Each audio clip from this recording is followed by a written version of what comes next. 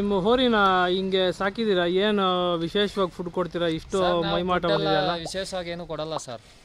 ಅಂದರೆ ಹುಟ್ಟಾಡ್ಕನೇ ಇಷ್ಟು ಗಾತ್ರ ಇದೆ ಅಂತ ಹೇಳಿ? ಇಲ್ಲ ಸರ್, ನಾವು ರಾಗಿ ಹಾಕ್ತೀವಿ ಸರ್. ರಾಗಿ ಗಂಜಿ ಮಾಡಿ ಕೊಡ್ತೀರಾ? ಗಂಜಿ ಮಾಡಿ ಕೊಡ್ತೀವಿ. ರಾಗಿನೇ ಬೇಯಿಸಿ ಕೊಡ್ತೀವಿ. ಬರೀ ರಾಗಿನೇ? ಬೇರೆ ರಾಗಿನೇ ಬೇಯಿಸಿ ಕೊಡ್ತೀವಿ. ಹಿಟ್ಟೇನು ರಾಗಿ ಹಿಟ್ಟು ಮಿಕ್ಸ್ ಮಾಡ್ತೀವಿ. ಮನೇಲಿ ಮಿಚ್ಚ ಆಗಿದ್ದು ಹಿಟ್ಟು ಹಾಕ್ತಿವಿ.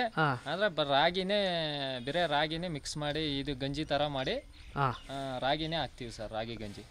ತುಂಬಾ ಚೆನ್ನಾಗಿ ಸಾಕಿದೀರಾ ಹೋರಿನ, ಖುಷಿ ಆಗುತ್ತೆ ನೋಡಕ್ಕೆ. ಸಾಕಿಲ್ಲ ಸರ್, ಬೇಕಿ ಬಿಟ್ಬಿಟ್ಟು ಎಲ್ಲಾರು ಬೈದು. ಈ ವರ್ಷ ಇನ್ನೂ ಕಮ್ಮಿ ಸಾಕಿದೀರಾ? ಸರ್ ಹೋದ ವರ್ಷ ಇನ್ನ ಸೂಪರ್ ಆಗಿತ್ತು ಹೋರಿ. ಹೋದ ವರ್ಷ ಇನ್ನೂ ಚೆನ್ನಾಗಿ ಸಾಕಿದ್ದೆ. ಹುಡುಗರೆಲ್ಲ ಬೇಡ ಮೈ ಕಮ್ಮಿ ಮಾಡು, ಮೈ ಜಾಸ್ತಿ ಆಯ್ತು ಅಂತ ಇದು ಮಾಡಿದ್ರು. ಅದರಿಂದ ನಾವು ಮೈ ಮೀಡಿಯಂ ಆಗಿ ಇಟ್ಕೊಂಡಿದೀವಿ ಸರ್. ಇದು ಏನು ಒಣಹುಲ್ಲು ಹಾಕಿ ಸಾಕೋದೇನಾ? ಇಲ್ಲ ನಾವು ಒಣಹುಲ್ಲೇ ಸರ್. ಇವಾಗ ಮೇವಿನ ಕಾಲದಾಗೂ ಹಸಿ ಹುಲ್ಲ ಇದ್ದಾಗೂ ರಾಗಿ ಹುಲ್ಲು ಹಾಕ್ತೀನಿ ಸರ್. ನಾನು ರಾಗಿ ಹುಲ್ಲು ಹಾಕಿ ಇದು ಕೂಡ ಮಿಕ್ಸ್ ಮಾಡಿ ಹಾಕ್ತೀನಿ. ಹಸಿ ಹುಲ್ಲು ಇದ್ರು ರಾಗಿ ಹುಲ್ಲು ಮಿಕ್ಸ್ ಮಾಡಿ ನಾನು ಹಾಕೋದು. ಅದ್ರಷ್ಟು ಇದ್ರಷ್ಟು ಹಾಕೋದು. ಹೋರಿ ಗಟ್ಟಿ ಬತ್ತೈತೆ ಸರ್. ರಾಗಿ ಹುಲ್ಲು ತಿಂದ್ರೆ ಶಕ್ತಿಗೆ ಚೆನ್ನಾಗಿ ಬತ್ತೈತೆ, ಗಟ್ಟಿ ಬತ್ತೈತೆ. ನಾವೇನ್ ಸ್ಪೆಷಲ್ ಆಗಿ ಏನ್ ಸಾಕೋದೇನಿಲ್ಲ ಸರ್.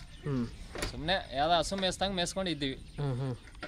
ಅದೇ ಮನೆ ಹತ್ರ ನೀವು ಬಿಟ್ಟು ಬೇರೆ ಯಾರನ್ನೂ ಸೇರ್ಸಲ್ಲ ಸರ್. ಮನೆ ಹತ್ರ ಅಷ್ಟೇ, ಹಬ್ಬದಲ್ಲಿ ಅಷ್ಟೇ ನಾವೇ ಇರ್ಬೇಕು. ಹೋಗಿ ಯಾರು ಮುಟ್ಟಂಗಿಲ್ಲ. ಅಂದ್ರೆ ಹೊಡಿತೈತೆ. ನೀವೊಬ್ಬರೇ ಬಿಡ್ಬೋದು ಹಬ್ಬದಲ್ಲಿ? ಆಗಲ್ಲ ಸರ್. 20 ಹುಡುಗರು ಹಿಡ್ಕೊಟ್ಬಿಟ್ಟು ಅಮ್ಮಕ್ ಕೊಟ್ಬಿಟ್ಟು ಹೋದ್ರೆ ಬಿಡ್ತಾರೆ. ನಾನು ಆಚೆ ಕಡೆ ಇದ್ದು ಹಿಡ್ಕೊಂತೀನಿ. ನೀವೊಬ್ಬರೇ ಇದ್ರೆ ನಿಮ್ಮನ್ನ ನೋಡಿದ ತಕ್ಷಣ ಸ್ಲೋ ಆಗುತ್ತೆ. ನಮ್ಮ ವಾಯ್ಸ್ ಕಂಡ್ರೆ ಸಾಕು. ಮುಂದಕ್ಕೆ ಹೋಗ್ಬಿಟ್ರೆ ಕೂಡ ನಾವು ವಾಯ್ಸ್ ಕಂಡೆ ಹಿಡ್ಕೊಂಡ್ರೆ ಸ್ಲೋ ಆಯ್ತು.